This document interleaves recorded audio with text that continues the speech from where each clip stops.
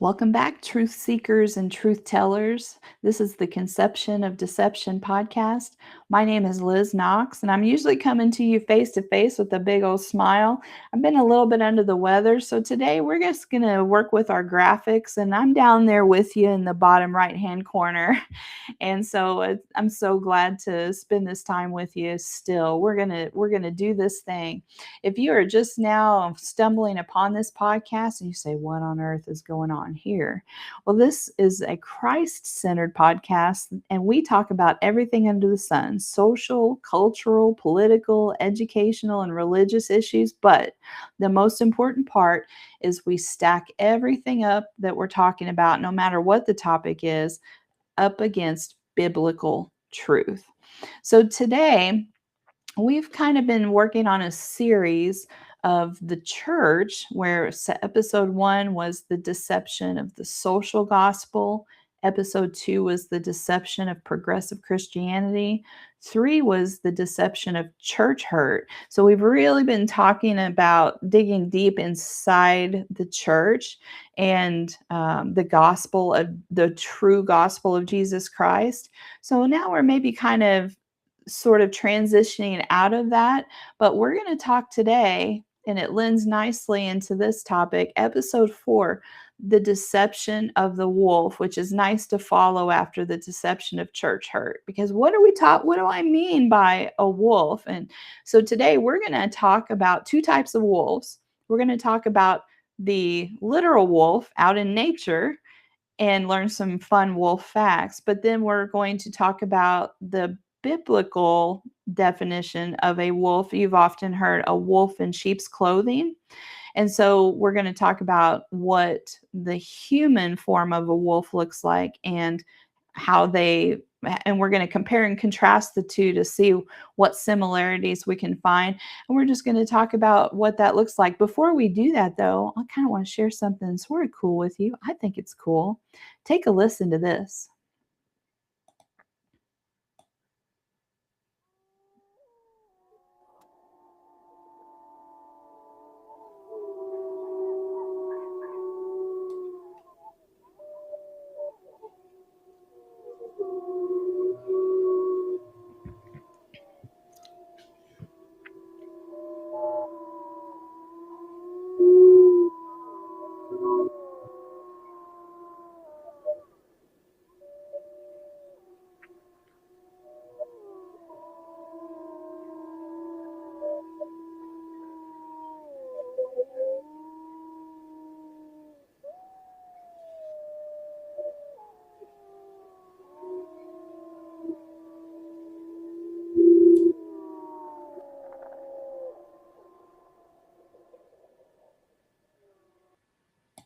That was recording of real live wolves in Yellowstone National Park, courtesy of the Yellowstone National Park website. I think that's just amazing sound. I love it.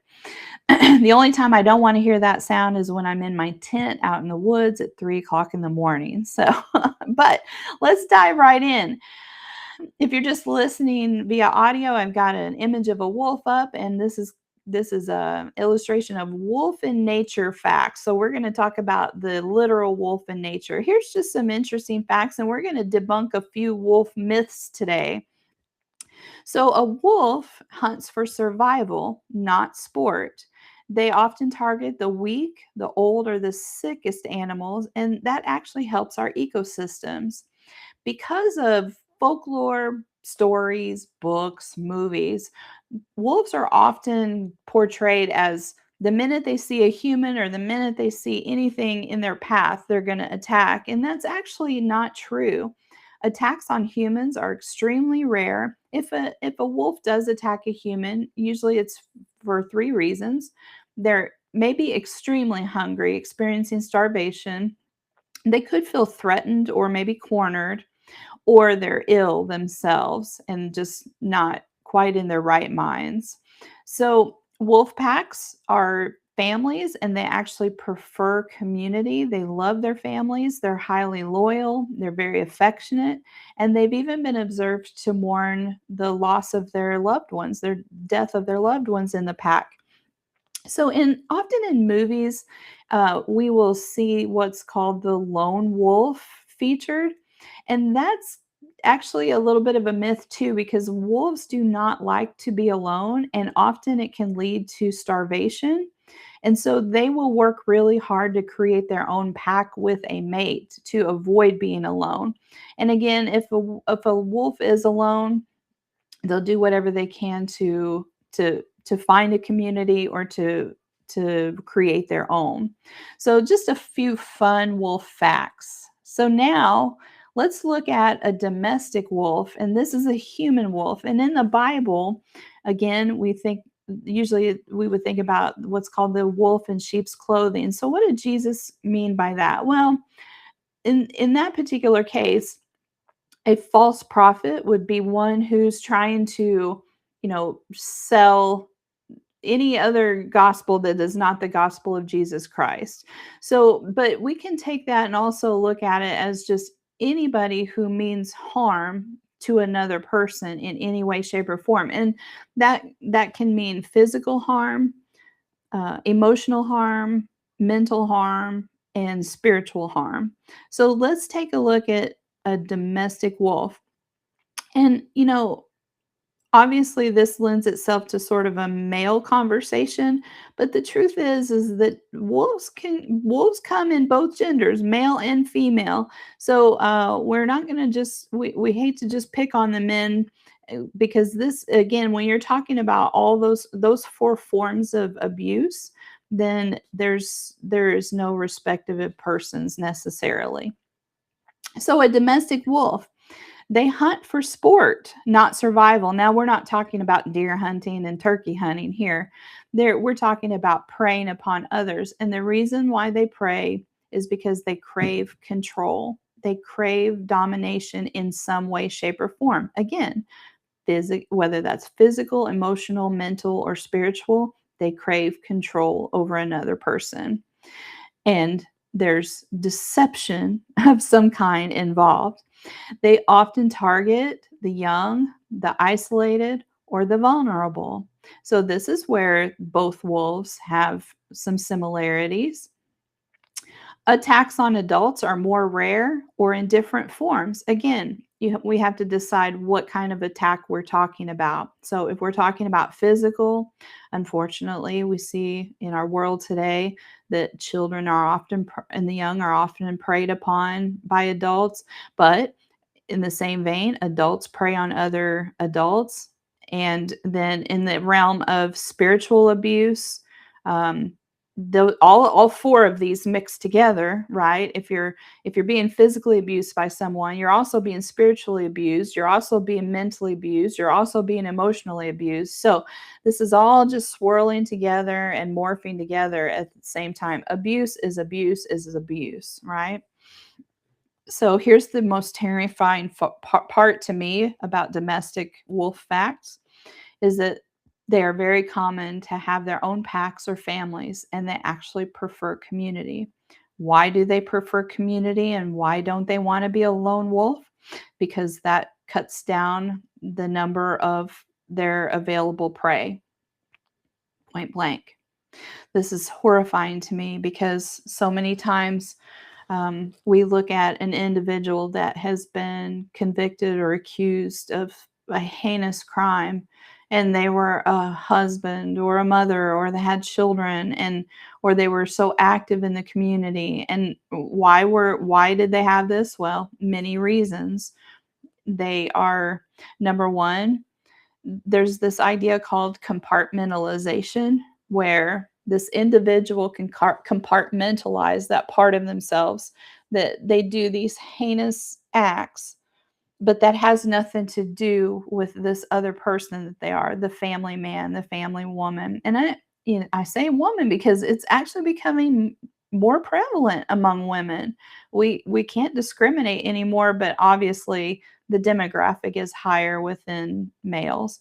But they are able to compartmentalize this part of themselves, and that's terrifying because what they do in their private life has to them has no bearing on their quote unquote normal life. This is what makes the domestic wolf so hard to spot. They can be highly loyal as well, affectionate, and they can appear to mourn loss. I have my convictions about all of that. I don't see how someone can live both lives and be genuine, truly love, truly be compassionate, and be doing these heinous, awful things. But if they're compartmentalizing themselves, I suppose that perhaps they would at least give the appearance. But if you don't know the love of Jesus Christ, you don't know how to love. I'm going to say that again. If you are without Jesus Christ, and we can't judge anyone's eternal destination or status, but if you are preying upon others in these demonic ways, we're going to get into that, but you are lost, you are without Christ, and we'll expand on that in a moment. But your capacity to love is not truly there. Lone wolves in humans are more common, and they're easier to spot, aren't they? The guy that still lives in I don't want to like stigmatize, but I mean, let's face it, the guy's still in the basement and has absolutely nothing but an online. I guess they do have their community, it's just online. So, but the lone wolves are much easier to spot in our human form. The domestic wolf works hard to manipulate their pack, and their pack could be their family, their church, their peers, their coworkers, and this is terrifying as well. The level of manipulation that a domestic wolf, the heights that they can reach, is just unbelievable. They're extremely cunning and often able to attack in broad daylight.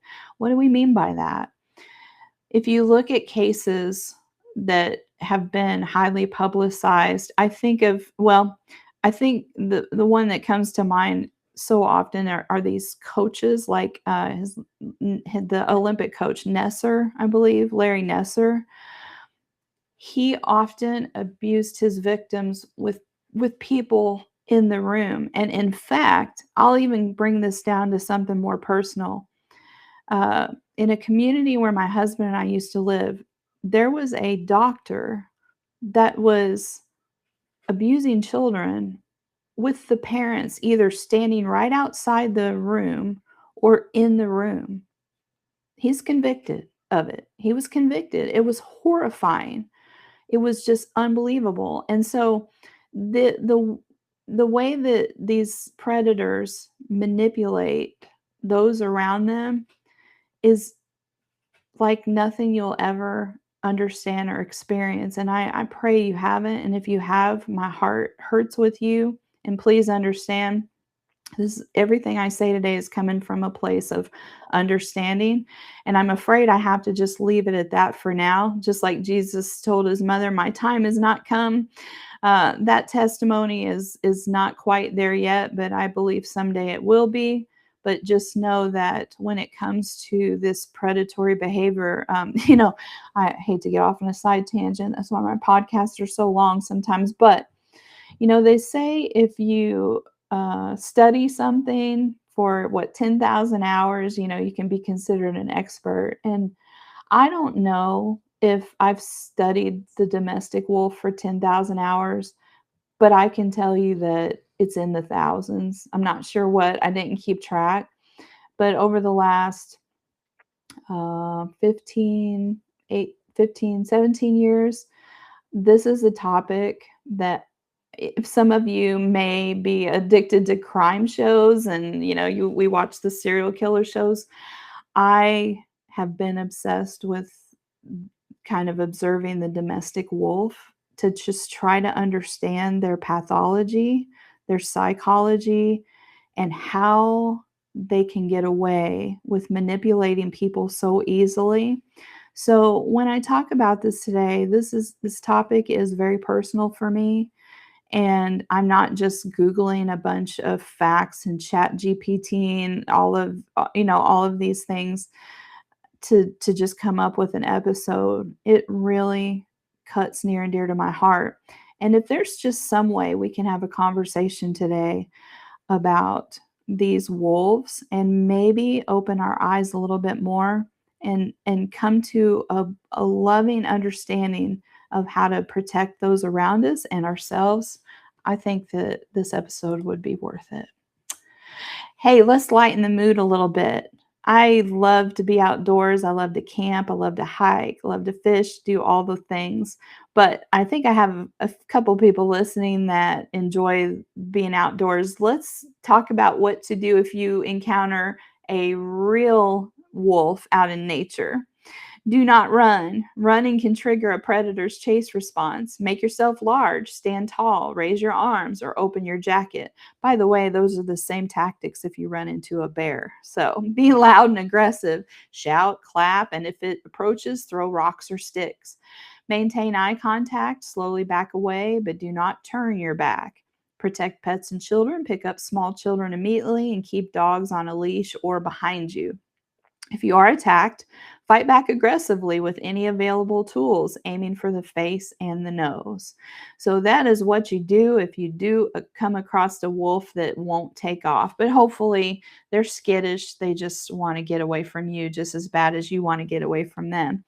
Now let's talk about what to do when we encounter a domestic wolf. Let's go through these and see if any of them apply. Do not run. Running can trigger a predator's chase response.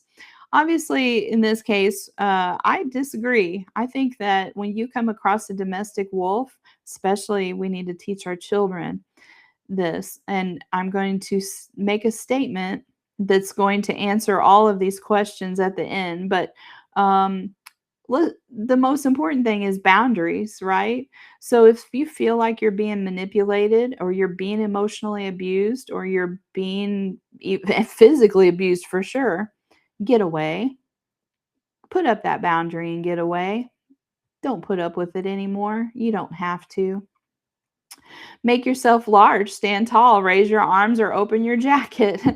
Well, we should teach our children this. You know, if somebody is, if they are in an uncomfortable situation, especially with someone that is their superior, you know, coach, teacher, youth leader, whatever, our children should be comfortable to walking away and speaking and saying, I don't feel comfortable. I want out of this situation. Be loud and aggressive, shout, clap, and if it approaches, if the domestic wolf approaches, throw rocks or sticks. Obviously, this is a self-defense tactic in a physical manner, and you should do all of those things if you are physically attacked. No, don't be nice. You be as ornery as you can possibly be. Now, if we're talking spiritual, emotional, or even verbal, then we need some decorum in approaching those situations, right? Eye contact, slowly back away, but do not turn your back. I think this is important with a domestic wolf. Don't you turn your back on them because they will, and just back away. But you can always keep one eye on that domestic wolf for sure. Protect your pets and children. Pick up small children immediately and keep dogs on a leash or behind you. Again, this is going back to more of the physical wolf, but hey, you know, get let's talk about the small children, shall we? So let's talk about the small children. I'm going to say something controversial and it's really hard, but I'm saying it as a mother of grown children who wishes she could go back and do things a little differently. Do not allow your children to be alone with another adult ever. Let me repeat that. Do not let your young children be alone with another adult ever. And I guess I have to say, I want to say when possible, but no. The truth is, and you're going to say, "Oh, well, I know I can trust so and so and so and so." Okay. Okay. I understand there are people in your family, in your circle that you trust.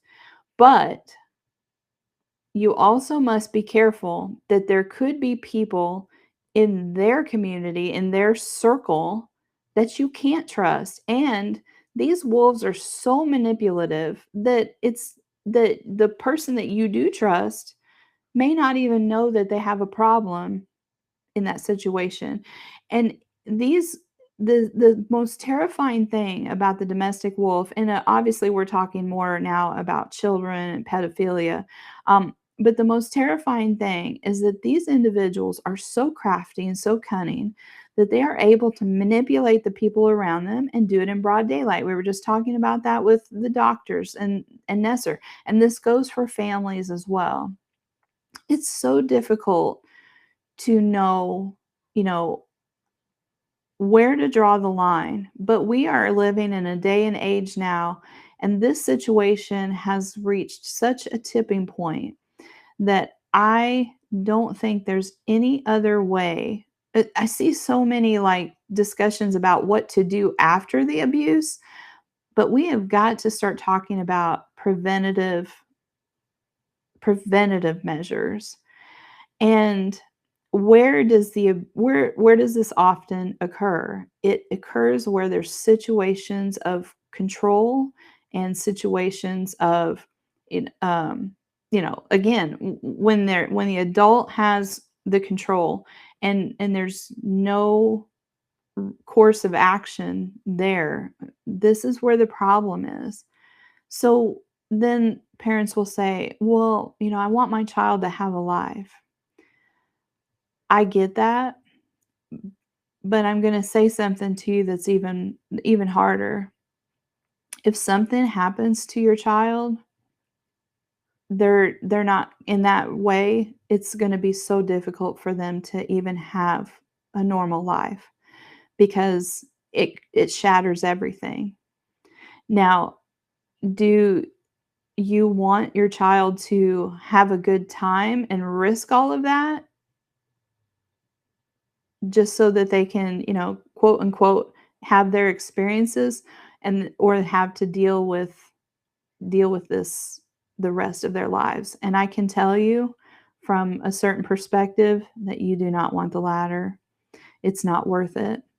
So please, if you get nothing out of this podcast, please be careful about who your children are with, and the people who you think you can trust the most are often the ones that you can't. And that's, again, not going on witch hunts.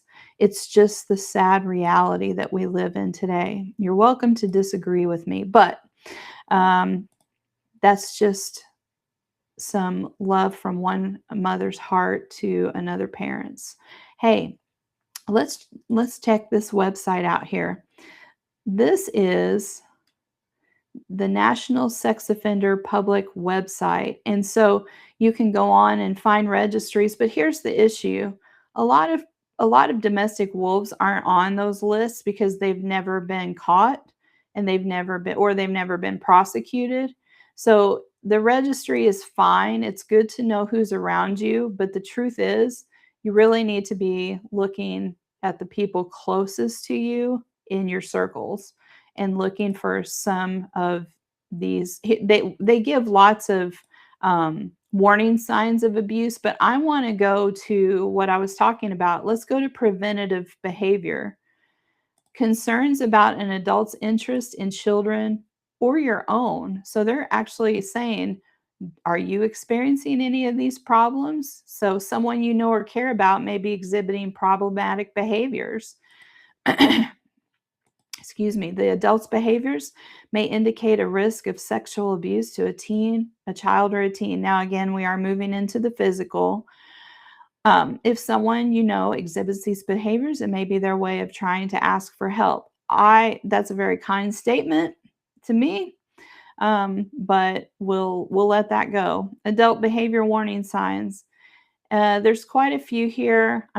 I'll touch on a few, but ignoring social, emotional, or physical boundaries or limits, making others uncomfortable, ignoring limits set by a child or teen, keeping them from setting a limit, especially teasing or belittling language in the process, insisting on, this is the big one, insisting on physical contact, hugging, touching, kissing, tickling, wrestling with, or holding when the child or teen doesn't want it. That's the important one right there. When the child or teen doesn't want it. But at the same time, abusers are very manipulative, especially among the young. So you can actually also see that the child may not really realize what is occurring when abuse is happening, and so they are actually seeking that attention. It's not the child's fault. They're not fully aware of what is going on. They just know that they're getting special attention, and if a child is vulnerable to start with, that's where the manipulator comes in and they know how to manipulate that prey. Turning to a child or teen for emotional or physical comfort by sharing personal or private information or activities that are normally shared with adults. You I've seen this in youth folks. Your child should not be having like really one-on-one situations with adults.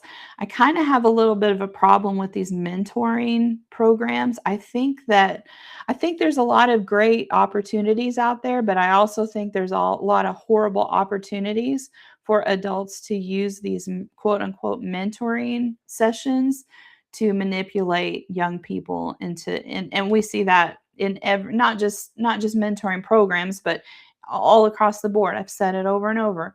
Everyone wants to point to the church, but the reason why abusers gravitate towards churches is because it's a community and there's trust, and people don't want to be judgmental, and they don't want to single people out, and they want everybody to feel included.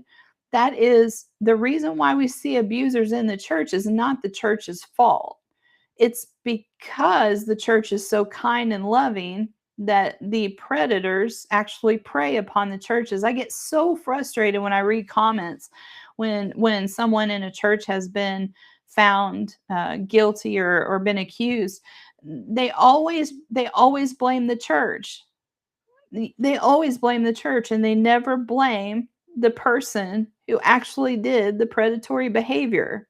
I'm sorry, I'm going to get riled up here. It just drives me crazy though.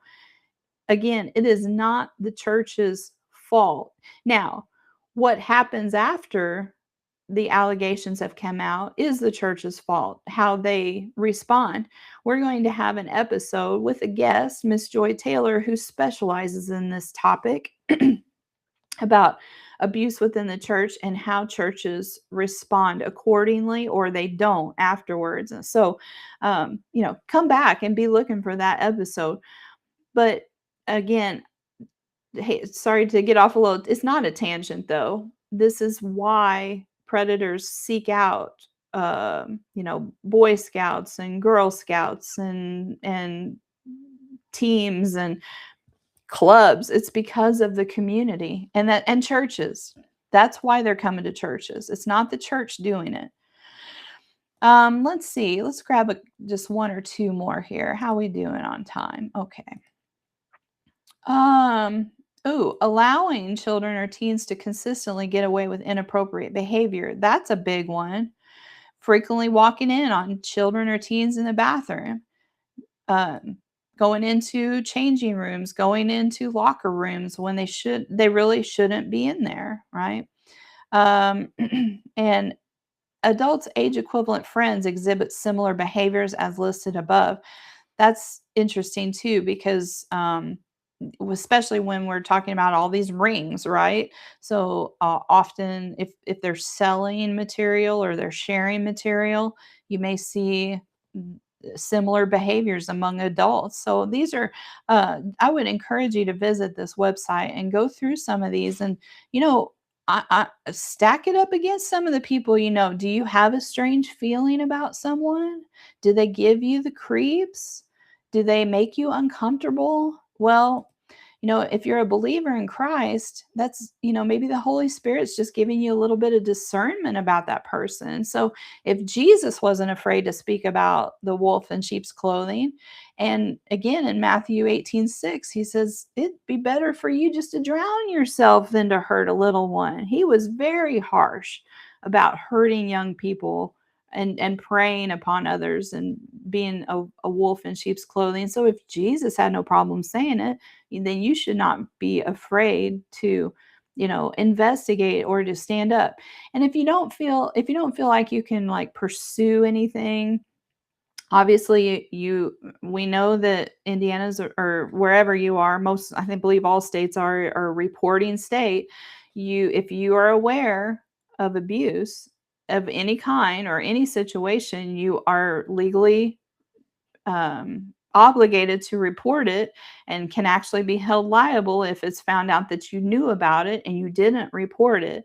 And I understand the reporting process is very hard and it's very scary, but it's very necessary.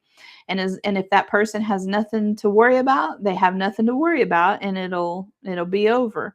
But we must get hold these people accountable. Again, that ended up talking more about more on the physical side of things. Um, when we're talking about spiritual abuse, emotional abuse, mental abuse, that's a little trickier. And so, again, when dealing with adults, that's boundaries. If you are in a denomination that everybody's supposed to be accepted, and everybody we want to show the love of Jesus, and we want everyone to feel welcome. Yes, those are all very important things, but remember, it also opens up a door, multiple doors, for opportunities for people to exploit that. And they know exactly what they're up to. So don't you be afraid to put up a boundary. Now, what's a boundary look like? Well, maybe you just distance yourself from that person. Give them a kind smile and a little hello, but really don't give them full access to yourself. And that's not unloving. It's just it's common sense, because Jesus, nowhere in the Bible that I have ever found, um, that Jesus was methodical about setting boundaries, and he was never unloving to anyone. He was actually quite stern with a lot of people. I don't really understand where we get this idea that Jesus was just yes, he laid down his life at the cross, but he didn't he did that willingly. People say, well, he allowed this and all of that abuse. Well, yeah, he did that so that we wouldn't go to hell. I mean, that's not the image for us to just take unlimited abuse from people. That is not what he ever intended for us to do. He does not want us to live that kind of life. So when you are starting to feel like, oh man, I've got to be loving, I've got to show this person love, you can still do that in a loving way. Now, I'm going to get a little ugly here. If I know that we've got to call the domestic wolf exactly what he or she is. They're demonic driven. There is nothing wrong with their care. That's not about their, well, there's something wrong with their character, but I mean, them as a human, God created them. God created them as a human, but he did not create them for the way that they're acting. They have chosen, just like Satan did, a free will. Either they've rejected Christ and they've gone off to do their thing. They're the lone wolf, they're the rogue wolf. And so they have allowed this demonic possession, if you will, or demonic activity to enter into their lives, and they have entertained it. So my compassion for them, I hurt that they're on their way to hell. And you say, and I know on this podcast we're big about not judging someone's eternal status. But listen carefully. If someone is preying upon someone else in the most heinous of ways, they cannot possibly have Christ in their heart. People who say, oh, these Christians are abusing people in the church, those are not Christians. They're not the part of the body of Christ. They're pretending to be. They are the false prophets. They are preying upon the body of Christ. They're using the church. They're just masking. And so again, for us to say that, the Christians are doing that, no, that's wrong. These are demonically driven people to do these heinous crimes. And so, if someone's spiritually preying upon another person, again, what do we mean? Like trying to get people to join a cult. and to worship them and to appease them. That's spiritual abuse. Christ is not in that. Christ is nowhere to be found in any of that. And so these are just, again, false prophets and domestic wolves, wolves in sheep's clothing. They're pretending. Okay. All right. Woo. Hey, I'm a musician. I have a lot of great musician friends, but you may have come across these folks on YouTube before. There's a sweet little song called I'm a Child of God.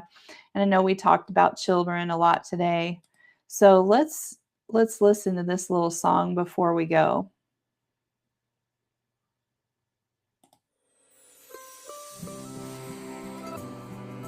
Sweet little video. Sounds like Reign, Reign. Look them up. They're Amish, maybe Mennonite.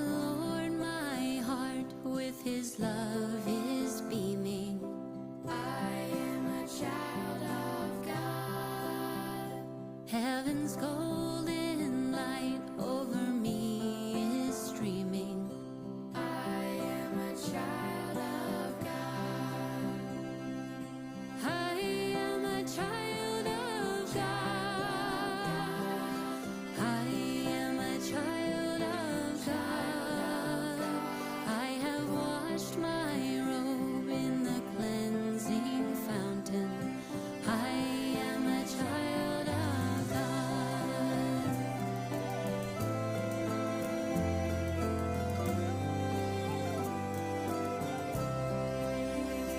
Let a holy life tell the gospel story. I am a child of God. How he fills the soul with his grace and glory. I am a child of God. I am a child of God. I am a child of God. I have washed my robe in the cleansing fountain. I am a child of God.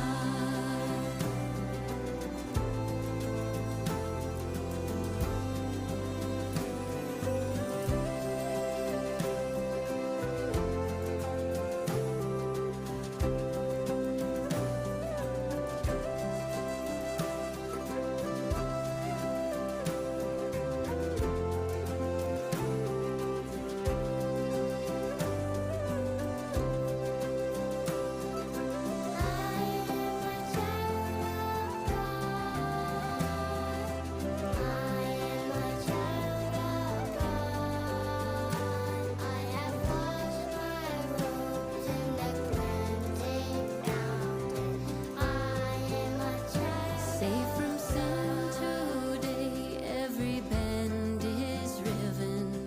I am a child of God. Through the test of life, I have peace from heaven. I am a child of God. I am a child of God. I am a child of God.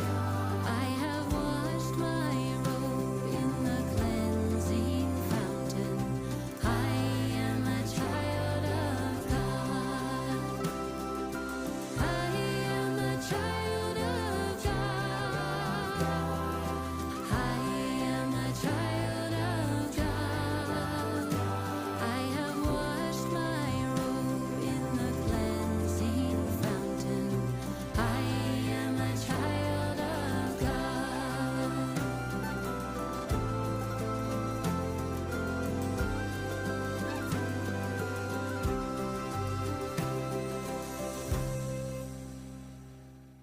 Isn't that just beautiful? They're such a sweet family. I love their videos. Are you a child of God?